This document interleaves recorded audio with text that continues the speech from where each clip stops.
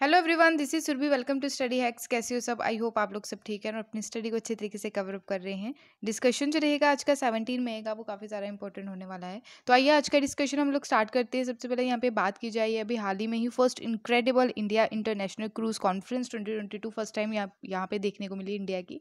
तो यहाँ पे जो बात की गई है, डिस्कशन किया गया है इंडिया इंटरनेशनल क्रूज कॉन्फ्रेंस 2022 का, और ये फर्स्ट क्रूज कॉन्फ्रेंस थी हमारी कंट्री की।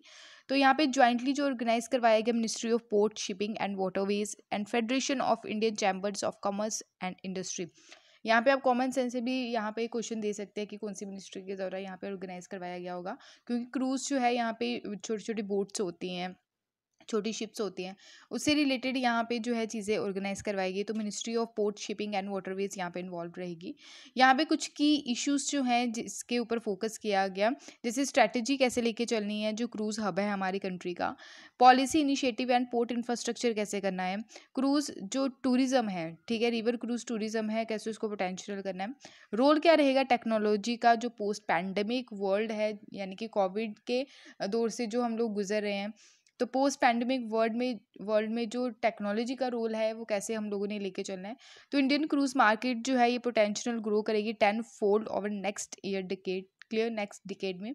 तो यहाँ पे रेजिंग यानी कि डिमांड बढ़ेगी एंड डिस्पोजेबल इनकम्स यहाँ पे देखने को मिलेगी।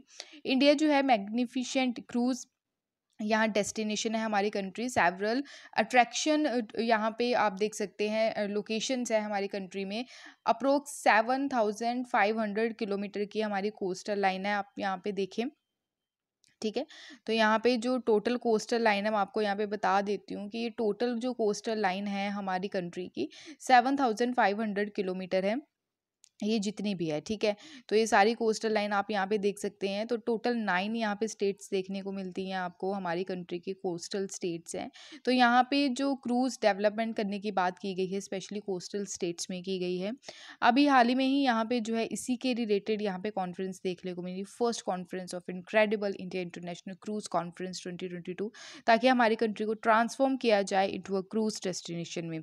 गवर्नमेंट ऑफ इंडिया के द्वारा यहाँ पे realise the potential and is determination to position India as a global cruise hub. यानी कि हमारी गवर्नमेंट का ये एम है कि हम लोगों ने ग्लोबल क्रूज हब बना है with state of infrastructure for both ocean and river cruises. अपनी कंट्री की बात करें तो ग्लोबल प्लेयर जो है, स्पेशली यहाँ पे जो इंटरेस्ट की बात की जा रही है, प्रमोट करना है हमने क्रूज टूरिज्म, ठीक है, राइट इंफ्रास्ट्रक्चर, और यहाँ पे अडॉप्शन करना है मॉडर्न टेक्नोलॉजी का। हमारी कंट्री जो है आने वाले टाइम में टॉप टूरिस्ट डेस्टिनेशन बनेगी वर्ल्ड में। एम क्या है कि इंक्रीज करना है हम लोगों ने cruise passenger traffic from 0.4 million जो आज के टाइम में प्रेजेंट है टू 4 मिलियन तक हम लोगों ने ये टारगेट लेके चलना है। इकोनॉमिक पोटेंशियल की बात करें क्रूज टूरिज्म में, तो एक्सपेक्टेड यहाँ पे बात की जा रही है कि आने वाले समय में हम लोगों ने जो इसको बढ़ाना है, तो 110 मिलियन यूएसडी डॉलर है, तो आने वाले टाइम में 5.5 बिलियन यूएसडी डॉलर एक्सपेक्टेड यहाँ पे बात की जा रही है। उसके अलावा हम बात करें यहाँ पे कुछ इनिशिएटिव्स है जो गवर्नमेंट के द्वारा लिए गए हैं कोस्टल एरिया को डेवलप करने के लिए, जैसे कि टास्क फोर्स गवर्नमेंट के द्वारा सेटअप की गई थी कि कैसे हम लोगों ने डेवलप करना है cruise tourism, coastal destination circuits. और कोस्टल डेस्टिनेशन सर्किट्स की हम लोग बात करें यहाँ पे 4 theme based coastal destination circuits हैं। पहला है Gujarat pilgrims tour, west coast cultural and scenic tours, south coast की बात करें तो ayurvedic wellness tours, east coast की बात करें तो हेरिटेज टूरिज्म। अभी यहाँ पे lighthouse and island development की भी बात की गई है। मैरीटाइम विजन डॉक्यूमेंट 2030 यहाँ पे सेटअप किया गया। अपग्रेडेशन करना है एंड मॉडर्नाइजेशन करना है पोर्ट्स का। पीएम गति शक्ति नेशनल मास्टर प्लान लाया गया। स्वदेश दर्शन स्कीम यहाँ पे लाई गई। नमामि गंगे प्रोजेक्ट भी यहाँ पे लाया गया। तो आई होप आपको ये क्लियर हुआ होगा। अगर वर्ल्ड की बात करें कि वर्ल्ड का स्टेटस क्या है क्रूज मार्केट को लेके, तो ग्लोबली जो रिवर क्रूज मार्केट है अराउंड 5% लास्ट फ्यू ईयर्स में देखने को मिला।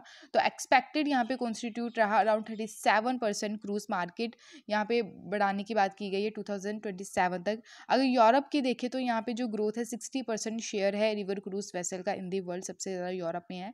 एंड यहाँ पे यूरोप में दोनाबे वाला जो रिवर जो दोनाबे है यूरोप में, एंड यांगते चाइना में, ये डोमिनेटेड है रिवर क्रूज मार्केट ग्लोबली। तो ये आप लोगों को याद रखना है जो काफ़ी ज़्यादा इंपॉर्टेंट है। नेक्स्ट यहाँ पे बात की जा रही है national data and analytic platform, जिसको NDAP बोला गया। तो हाल ही में ही यहाँ पे लॉन्च किया गया नीति आयोग के द्वारा, ताकि फ्री पब्लिक यूज़ यानी कि जो डाटा है वहाँ पे लोगों को फ्री वहाँ पे प्रोवाइड करवाया जा सके, जैसे बस स्टॉप पे हो गया, रेलवे स्टेशन पे हो गया, क्लियर। तो market data accessible and inter operable, interactive, available on a user friendly platform intend to democratize access to public government data। तो हाउसेज जो बेसिक डाटा सेट है, यहाँ पे वैरायटी रहेगी, government department organizes and provides analytic and visualization capability यहाँ पे provide करवाई जाएगी। अब हम नीति आयोग के बारे में कुछ जो है डिटेल में डिस्कस कर लेते हैं। नीति आयोग जो था, पहले इसको क्या बोला जाता था, प्लानिंग कमीशन बोला जाता था। तो प्लानिंग कमीशन का क्या वर्क था, बॉटम टू बॉटम अप्रोच लेके चलती थी, क्लियर। तो यहाँ पे नीति आयोग के द्वारा फोकस क्या किया गया, बॉटम टू टॉप अप्रोच, ठीक है। ये एक थिंक टैंक है। तो नीति आयोग की फुल फॉर्म आप लोगों ने याद रखनी है। तो ये फुल फॉर्म यूपीएससी की द्वारा पूछ ली गई थी। तो national institution for transforming India, आयोग इसको बोलते हैं। तो फाउंड इसको किया गया 1 जनवरी 2015 में। गवर्नमेंट ऑफ इंडिया पॉलिसी है। आज के टाइम में हेडक्वार्टर न्यू दिल्ली में है। इस्टेब्लिश किसके द्वारा किया गया, prime minister of India Shri Narendra Modi ji के द्वारा किया गया, क्योंकि इससे पहले किसको डिसॉल्व किया गया, प्लानिंग कमीशन को। एम क्या है कि फोस्टर इन्वॉल्वमेंट एंड पार्टिसिपेशन जो है इकोनॉमिक पॉलिसी मेकिंग प्रोसेस जो है स्टेट गवर्नमेंट्स ऑफ इंडिया का, यहाँ पे सारी चीज़ें लेके चलनी है। चेयरपर्सन जो है आज के टाइम में वो प्राइम मिनिस्टर हैं हमारे देश के। और आज के वाइस चेयरपर्सन की बात करें तो वो है सुमन बैरे। और यहाँ पे CEO कौन है नीति आयोग के, वो है अमिताभ कांत, क्लियर। तो ये आप लोगों ने याद रखना है, जो काफ़ी ज़्यादा बेसिक इंपॉर्टेंट चीज़ें थी। नेक्स्ट यहाँ पे बात की जा रही है चार धाम यात्रा के बारे में। अभी चार धाम यात्रा जो है ये न्यूज़ में क्यों है, क्योंकि 23 पिलग्रिमेज जो धार्मिक यात्री थे उनकी अभी यहाँ पे जो है इनकी डेथ हो गई वहाँ पे चार धाम यात्रा करते करते, क्योंकि वहाँ पे जो रहता है टेम्परेचर काफ़ी कम होता है। तो जो हार्ट डिजीज़ पर्सन है, ठीक है, जिनको हार्ट की प्रॉब्लम रहती है, वो सफ़र नहीं कर पाते हैं। उसकी वजह से 23 पिलग्रिमेज जो है उनकी जान चली गई। तो मई 3 की यहाँ पे बात की जा रही है। तो चार धाम जो है ये उत्तराखंड में आप देख सकते हैं। तो कार्डिक रिलेटेड इलनेस की वजह से, जैसे हार्ट अटैक, हाइपरटेंशन, अदर कोमोरबिडिटीज़ जो हैं, उसकी वजह से यहाँ पे उनकी डेथ हुई। अगर चार धाम की बात करें तो चार धाम जो है यहाँ पे आप देख सकते हैं, चार धाम मैप रूट है। तो चार धाम में आपको अलग अलग धाम्स देखने को मिलते हैं, जैसे कि यहाँ पे यमुनोत्री, ठीक है, यमुनोत्री ग्लेशियर भी आप देख सकते हैं, यहाँ पे यमुना का ओरिजिन होता है। गंगोत्री, यहाँ पे गंगा का ओरिजिन होता है। केदारनाथ और बद्रीनाथ, ठीक है। तो यहाँ पे valley of flowers, Hemkund Sahib भी देख सकते हैं, वसुंधरा फॉल्स। तो यहाँ पे अलग अलग लोकेशंस हैं जो टूरिस्ट हब भी बोल सकते हैं, और ये चार धाम यात्रा के दौरान आपको देखने को मिलती है। तो यहाँ पे जो है टेम्परेचर काफ़ी ज़्यादा लो चल रहा है।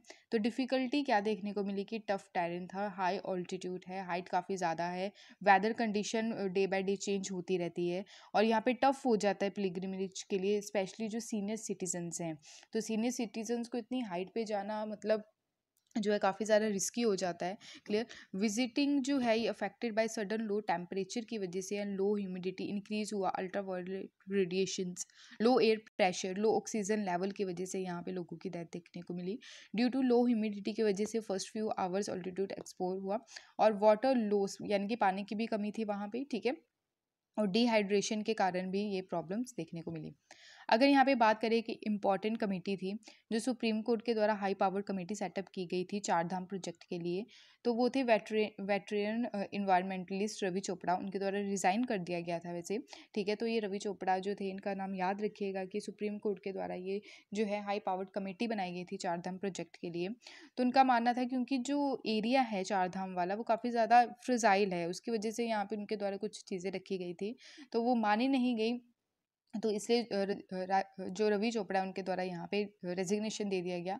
अगर चार धाम प्रोजेक्ट की हम लोग बात करें, ये प्रोजेक्ट जो है डेवलपिंग है, ठीक है। इसमें involves developing and widening nearly यहाँ पे जो 900 किलोमीटर का जो नेशनल हाईवे है उसको कनेक्ट करने की बात की जा रही है। जो होली हिंदू पिलग्रिमेज साइट्स हैं, बद्रीनाथ, केदारनाथ, गंगोत्री, यमुनोत्री। एस्टिमेट कोस्ट की बात की जाए तो 12,000 करोड़ यहाँ पे जो है कोस्ट जो है खर्चा आने वाला है, क्लियर। अगर मैं यहाँ पे बात करूँ, हाईवे जो है इसको बोला गया चार धाम महामार्ग, क्लियर। चार धाम महामार्ग इस हाईवे का नाम दिया गया। तो हाईवे कंस्ट्रक्शन प्रोजेक्ट जो है इसको चार धाम महामार्ग विकास परियोजना के नाम से भी जाना जा रहा है, चार धाम हाईवे डेवलपमेंट प्रोजेक्ट। ये प्रोजेक्ट जो है ये बाईपासिंग मैंडेटरी इन्वायरमेंट क्लियरेंस लेने की काफ़ी ज़्यादा ज़रूरत है, जिसको हम यहाँ पे इन्वायरमेंट इम्पैक्ट असेसमेंट प्रोसीजर के नाम से भी जानते हैं। किसी भी एरिया में अगर कोई फ्रिजाइल एरिया है वहाँ पे ये असेसमेंट, यहाँ से क्लियरनेस लेना बहुत ज़रूरी रहता है। तो यहाँ पे फाउंडेशन स्टोन जो है चार धाम प्रोजेक्ट रोड का प्राइम मिनिस्टर ऑफ इंडिया के द्वारा रखा गया, श्री नरेंद्र मोदी जी के द्वारा 2016 में। और ये प्रोजेक्ट जो था इन्वायरमेंटल ग्राउंड की वजह से कोर्ट में यहाँ पिटिशन दायर की गई, तो इरेगुलरिटीज़ एंड इन्वायरमेंटल क्लियरनेस यहाँ पे लेना मुश्किल हो गया, क्योंकि फिर वहाँ पे नेशनल ग्रीन ट्रिब्यूनल के द्वारा क्लियरनेस तो दे दिया गया 2018 में, बट यहाँ पे सुप्रीम कोर्ट के द्वारा फिर से स्टे लगा दिया गया था 2018 में। तो ये काफ़ी ज़्यादा इश्यूज देखने को मिलते हैं। क्वेश्चन आप लोगों के सामने, प्लीज़ इसको अटेम्प्ट जरूर कीजिएगा। Which of the following are covered under Char Dham यात्रा? गंगोत्री, यमुनोत्री, केदारनाथ। तो इन तीनों स्टेटमेंट में से कौन सी स्टेटमेंट सही है, तो आप बता सकते हैं।